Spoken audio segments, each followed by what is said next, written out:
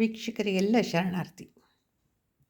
ನಿನ್ನೆ ದಿವಸ ನಾನು ಶುಗರ್ ಕಾಯಿಲೆ ಯಾವುದರಿಂದ ಬರುತ್ತೆ, ಅದರ ಸಿಮ್ಟಮ್ಸ್ ಏನು ಅಂತ ಕೂಡ ಹೇಳಿದ್ದೆ. ಸಿಮ್ಟಮ್ಸೇ ಮೇಯ್ನು. ನಮಗೆ ಗೊತ್ತಾಗ್ಬಿಡುತ್ತೆ, ನಮ್ಮಲ್ಲಿ ಬದಲಾವಣೆಗಳು ಆಗ್ತಾನೇ ಇದು ಶುಗರ್ದು ಅಂತ ನಮ್ಗೆ ಗೊತ್ತಾಗ್ಬಿಟ್ರೆ ಅದಕ್ಕೆ ನಾವು ಮನೇಲಿ ಟ್ರೀಟ್ಮೆಂಟ್ ಮಾಡ್ಕೋಬೋದು. ಆದ್ದರಿಂದ ಆ ಶುಗರ್ದು ಸಿಮ್ಟಮ್ಸ್ನ ನಾನು ಕ್ಲಿಯರಾಗಿ ಹೇಳಿದ್ದೀನಿ, ಮೇಲ್ಗಡೆ ಕಾಣೋವಂಥದ್ದು. ಇನ್ನು ಒಳಗಡೆಯಿಂದ ಕಾಣುವಂಥದ್ದು ಏನು ಅನ್ನೋದನ್ನು ತಿಳ್ಕೊಬೇಕಲ್ವಾ. ಕೊಲೆಸ್ಟ್ರಾಲು ಹೆಚ್ಚಾಗುತ್ತೆ ಅಂತ ಕೂಡ ನೆನ್ನೆ ಹೇಳಿದೆ. ಮತ್ತು ಮೆಡಿಕಲ್ ಸೈನ್ಸು ವಿಟಮಿನ್ ಡಿ ಕಡಿಮೆ ಆದಾಗ ಈ ಒಂದು ಪ್ಯಾಂಕ್ರಿಯಾಸ್ ತನ್ನ ಕಾರ್ಯಕ್ಷಮತೆಯನ್ನು ಕಳ್ಕೊಳ್ಳುತ್ತೆ ಅಂತ ಕೂಡ ಹೇಳಿದೆ, ಹೌದಾ. ಈ ಒಂದು D2 ಕಡಿಮೆ ಆದಾಗ ಪ್ಯಾಂಕ್ರಿಯಾಸ್ ಕೆಲಸ ಕಡಿಮೆ ಆಗುತ್ತೆ, ಹೌದಾ.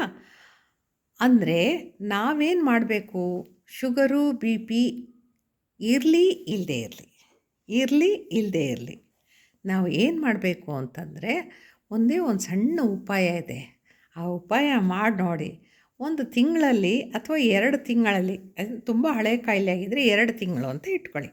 2 ತಿಂಗಳಲ್ಲಿ ನಿಮ್ಮ ಒಂದು ಶುಗರ್ ಲೆವೆಲನ್ನು ಚೆಕ್ ಮಾಡಿಸಿದಾಗ ನಿಮಗೆ ಖುಷಿಯಾಗುತ್ತೆ. ಏನಪ್ಪ ಅಂತಂದರೆ, ನೀವು ಬ್ರೇಕ್ಫಾಸ್ಟ್ ಮಾಡಿ, ಲಂಚ್ ಮಾಡಿ ಅಥವಾ ಡಿನ್ನರ್ ಮಾಡಿ, ರಾತ್ರಿ ಊಟ ಮಾಡಿ, ಏನೇ ಮಾಡಿದ ತಕ್ಷಣ ಬಾತ್ರೂಮ್ಗೆ ಹೋಗಿ ಯೂರಿನ್ ಪಾಸ್ ಮಾಡೋದು ಕಲ್ತ್ಕೊಳ್ಳಿ ಅಷ್ಟೇ, ಆಯಿತಾ. ಯೂರಿನ್ನು ಬರ್ತಾಯಿಲ್ಲ ನಮಗೆ ಅಂತ ಅಂದ್ಕೋಬೇಡಿ. ಬಾತ್ರೂಮ್ಗೆ ಹೋಗ್ರಿ, 1 ಸ್ಪೂನ್ ಬರಲಿ, ಅರ್ಧ ಸ್ಪೂನ್ ಬರಲಿ, 2 ಡ್ರಾಪ್ ಬರಲಿ, ಮೊದಲು ಅದನ್ನು ಪಾಸ್ ಮಾಡಿ, ಆಯಿತಾ. ಇದರಿಂದ ಏನಾಗುತ್ತಪ್ಪ ಅಂದರೆ ನಿಮ್ಮ ಒಂದು ಶುಗರ್ ಲೆವೆಲ್ಲು ನಾರ್ಮಲ್ ಆಗ್ತಾ ಬರುತ್ತೆ. ಇನ್ನು ದೇಹದಲ್ಲಿ ಕೊಲೆಸ್ಟ್ರಾಲ್ ಹೆಚ್ಚಾಗೋದಾಗಲಿ ಅಥವಾ ನಮ್ಮ ಒಂದು ಆರೋಗ್ಯದಲ್ಲಿ ಶುಗರ್ ಕಾಯಿಲೆ ಹೆಚ್ಚಾಗ್ತಿದೆ ಅನ್ನುವಂಥ ಒಂದು ಗುರುತು ಸಿಕ್ಕೋದು ಯಾವಾಗಪ್ಪ ಅಂದರೆ, ತಲೆ ಸುತ್ತಂಗೆ ಆಗ್ತಾ ಇರುತ್ತೆ ಅಂತ ನೀವು ಡಾಕ್ಟ್ರ್ ಹತ್ರ ಹೋಗ್ತಿರಲ್ಲ, ಅದಕ್ಕೆ ಮುಂಚೆನೇ ಎಲ್ಲ ಸಿಮ್ಟಮ್ಸು ಗೊತ್ತಾಗಿರುತ್ತೆ. ಆದರೆ ನಿಮಗೆ ಗೊತ್ತಿರಲ್ಲ. ಕಾರಣ ಏನಂದರೆ, ಈ ಒಂದು ಶುಗರ್ ಕಾಯಿಲೆಯ ಬಗ್ಗೆ ನಿಮಗೆ ಅದರ ಜ್ಞಾನ ಇರಲ್ಲ ಅಷ್ಟೆ. ನಿಮಗೆ ಜ್ಞಾನ ಇರುತ್ತೆ, ಆದರೆ ಈ ಕಾಯಿಲೆಯ ಬಗ್ಗೆ ತಿಳುವಳಿಕೆ ಇರಲ್ಲ. ಆದ್ದರಿಂದ ಏನಾಗುತ್ತೆ, ಸ್ವಲ್ಪ ಮೋಸ ಹೋಗಿರುತ್ತೆ ಅಷ್ಟೇ. ಡಾಕ್ಟರ್ ಹತ್ರಕ್ಕೆ ಹೋದಾಗಲೇ ಈ ವಿಷಯ ಗೊತ್ತಾಗೋದು ನಿಮಗೆ. ಕೊಲೆಸ್ಟ್ರಾಲ್ ಜಾಸ್ತಿ ಆಗಿದೆ, ಆಮೇಲೆ ಬ್ಲಡ್ಡು ಗಾಢ ಆಗಿದೆ ಅಂತ ಹೇಳ್ತಾರೆ, ಆಯಿತಾ. ಬ್ಲಡ್ ಚೆಕಪ್ಗೆ ಬರದೇ ಬಿಡ್ತಾರೆ ಫಸ್ಟು ಹೋಗ್ತಿದ್ದಂಗೆ, ಆಯಿತಾ. No chance. ಮತ್ತು urine test, blood checkup 2 guarantee ಅಲ್ಲಿಗೆ ಹೋದಾಗ. ಆ ಒಂದು ಪ್ರೊಸೀಜರ್ ಆದಮೇಲೆ ಏನು ಹೇಳ್ತಾರೆ ಅವರು, ಅದರಲ್ಲೆಲ್ಲ ನೋಡಿಕೊಂಡು ಆ ಕೊಲೆಸ್ಟ್ರಾಲ್ ಎಷ್ಟಿದೆ, ಆಯಿತಾ, ಆಮೇಲೆ ರಕ್ತ ಗಾಢ ಆಗಿದೆಯಾ ನಿಮ್ಮದು, ಎಲ್ಲವನ್ನು ಹೇಳಿಬಿಟ್ಟು ಅದಕ್ಕೆ ಲೈಫ್ ಲಾಂಗ್ ಮೆಡಿಸನ್ ಬರೀತಾರೆ. ಇದನ್ನು ನೀವು ತೊಗೊಳ್ಳೇಬೇಕಾಗುತ್ತೆ, ನೋವೇ ಮಾಡಲೇಬೇಕಾಗುತ್ತೆ. ಆದರೆ ಅದಕ್ಕಿಂತ ಮುಂಚೆನೇ ನೀವು ಸ್ವಲ್ಪ ಬುದ್ಧಿವಂತರಾದರೆ ಅದನ್ನು ಹೇಗೆ ಕಳ್ಕೋಬೋದು ಅನ್ನೋದನ್ನು ನಾನಿವತ್ತು ತಿಳಿಸ್ತಾ ಇದ್ದೀನಿ ಅಷ್ಟೇ, ಆಯಿತಾ. ಯಾಕೆಂದರೆ ಕೊಲೆಸ್ಟ್ರಾಲ್ ಹೆಚ್ಚಾದಾಗ ಎದೆ ನೋವು ಬರುತ್ತೆ. ಎಷ್ಟೋ ಜನ ಹೋಗ್ಬಿಟ್ಟು ECG ಮಾಡಿಸ್ಕೊಂಬರ್ತಾರೆ, ಆದರೆ ECGಯಲ್ಲಿ ಏನೂ ಇರಲ್ಲ, ನಾರ್ಮಲ್ ಆಗಿದೆ ಅಂತ ಹೇಳ್ತಾರೆ ಡಾಕ್ಟ್ರು, ಅಲ್ವಾ. ಎದೆ ನೋವು ಬರ್ತಾ ಇರೋದು ಅದರಿಂದ ಅಲ್ಲ, ಕೆಲವು ಸತಿ ಗ್ಯಾಸ್ಟ್ರಿಕ್ಕಿಂದಲೂ ಬರುತ್ತೆ ಎದೆ ನೋವು. ಮತ್ತು ಈ ಶುಗರು ಹೆಚ್ಚಾಗೋದ್ರಿಂದ ಕೂಡ, ಯಾಕೆಂದರೆ ಬ್ಲಾಕೇಜ್ ಆಗಿಬಿಡುತ್ತಲ್ಲ ರಕ್ತನಾಳಗಳಲ್ಲಿ. ಯಾವಾಗ ಕೊಲೆಸ್ಟ್ರಾಲ್ ಜಾಸ್ತಿ ಆದಾಗ ಏನಾಗುತ್ತೆ, ರಕ್ತ ನುಗ್ಗಲಿಕ್ಕೆ ತೊಂದರೆ ಆಗುತ್ತೆ, ಅದಕ್ಕೆ ಹೃದಯಕ್ಕೆ ರಕ್ತ ನುಗ್ಗಲಿಕ್ಕೆ ತೊಂದರೆ ಆಗುತ್ತೆ. ತೊಂದರೆ ಆದಾಗ ಏನಾಗುತ್ತೆ, ಅದರ ಒಂದು BP ಹೆಚ್ಚಾಗುತ್ತೆ ಅಂತ ಹೇಳ್ತೀವಲ್ಲ, ಹೈ ಬ್ಲಡ್ ಪ್ರೆಷರ್ ಆಗುತ್ತೆ ಅಂತ. ಆ ಥರ ಆದಾಗ ಏನಾಗುತ್ತೆ, ಎದೆಯಲ್ಲಿ ಸಾಮಾನ್ಯವಾಗಿ ನೋವು ಕಾಣಿಸ್ಕೊಳುತ್ತೆ. ಅದಕ್ಕೆ ಹೆದರ್ಕೊಂಡು ನಾವೇನು ಮಾಡ್ತೀವಿ, ಏನೋ ಎದೆ ನೋವು ಇರಬೇಕೇನೋ, ಹಾರ್ಟ್ದೇನೋ ಪ್ರಾಬ್ಲಮ್ ಇರಬೇಕೇನೋ, ಖಂಡಿತ ಇಲ್ಲ, ಆಯಿತಾ. ಮತ್ತೊಂದು ವಿಚಾರ ಏನಪ್ಪ ಅಂದರೆ, ನಮ್ಮ ರಕ್ತ ಅದಕ್ಕೊಂದು ಲೆವೆಲ್ ಇದೆ. ಅದು ತುಂಬ ತೆಳುವೂ ಆಗಬಾರ್ದು, ತುಂಬ ಗಾಢನೂ ಆಗಬಾರ್ದು, ಗೊತ್ತಾಯ್ತಾ. ಇದಕ್ಕೆ ಒಂದು ಟ್ಯಾಬ್ಲೆಟನ್ನೇ ಬರೆದು ಬಿಡ್ತಾರೆ. ರಕ್ತ ಗಾಢ ಆದರೆ ಅದು ಏನಾಗುತ್ತೆ, ಬ್ರೈನ್ಗೆ ಅಟ್ಯಾಕ್ ಆಗಿ ಕೊನೆಗೆ ನಮ್ಮ ದೇಹದ ಪಾರ್ಟ್ಗಳನ್ನು ಬೀಳಿಸುವಂಥ ಶಕ್ತಿ ಇದೆ, ಗೊತ್ತಾಯ್ತಾ? ಆದ್ದರಿಂದ ಆ ಬ್ಲಡ್ಡು ಪತಲ ಆಗೋಕ್ಕೆ, ಅಂದರೆ ನಾರ್ಮಲ್ ಸ್ಥಿತಿಗೆ ಬರಲಿಕ್ಕೆ ಯಾವ್ದಾದ್ರು ಒಂದು ಟ್ಯಾಬ್ಲೆಟ್ಗಳನ್ನ ಕೂಡ ಡಾಕ್ಟ್ರುಗಳು ಕೊಟ್ಬಿಡ್ತಾರೆ, ಆಯಿತಾ? ಆ ಒಂದು ಕಾರಣದಿಂದ ನೀವೇನು ಮಾಡಬೇಕಪ್ಪ ಅಂತ ನಾನು ಹೇಳಿದೆ, ಮೊದಲು ಏನೇ ಊಟ ಮಾಡಲಿ ಮೊದಲು ಹೋಗ್ಬಿಟ್ಟು ನೀವು ಸ್ವಲ್ಪ ಆದರೂ ಎಷ್ಟು ಬರುತ್ತೋ ಅಷ್ಟು ಯೂರಿನನ್ನು ಪಾಸ್ ಮಾಡಿಬಿಡಿ. ಇದು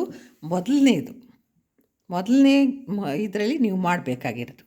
ಆಮೇಲೆ ದಿನ ಬೆಳಿಗ್ಗೆ ನೀವು ನಾಷ್ಟ ಮಾಡಿ ಆದಮೇಲೆ ಒಂದು ಅರ್ಧ ಗಂಟೆ ಆದಮೇಲೆ 1 ಲೋಟ ಬಿಸಿನೀರಿಗೆ ಸ್ವಲ್ಪ ಮಾತ್ರ ಬೇಕಿಂಗ್ ಸೋಡಾ, ಅಡುಗೆ ಸೋಡಾ ಅಂತೀವಲ್ಲ, ಅದನ್ನು ಒಂದು 1/4 ಟೀ ಸ್ಪೂನಷ್ಟು ಅರ್ಧ ಲೋಟ ಬಿಸಿನೀರಿಗೆ ಹಾಕ್ಕೊಂಡು ಸಿಪ್ ಬೈ ಸಿಪ್ ನಿಧಾನವಾಗಿ ಕುಡಿದ್ಬಿಡಿ, ಆಯಿತಾ? ಇದು ಕೂಡ ಶುಗರಿಗೆ ಬಹಳ ಒಳ್ಳೆಯ ಮೆಡಿಸನ್ನು, ಆಯಿತಾ? ಏನು ಮಾಡಬೇಕು, ಸೋಡಾವನ್ನು ನೀರಿಗೆ ಹಾಕಿ ಕುಡಿಯಿರಿ.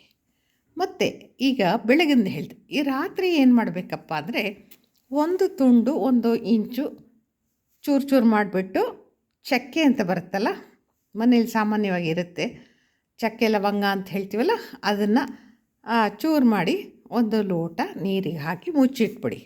ಇಲ್ಲ ಚಕ್ಕೆಯನ್ನು ಪುಡಿ ಮಾಡಿ, ಅದು ಇನ್ನೂ ಬೆಟರ್, ಆಯಿತಾ?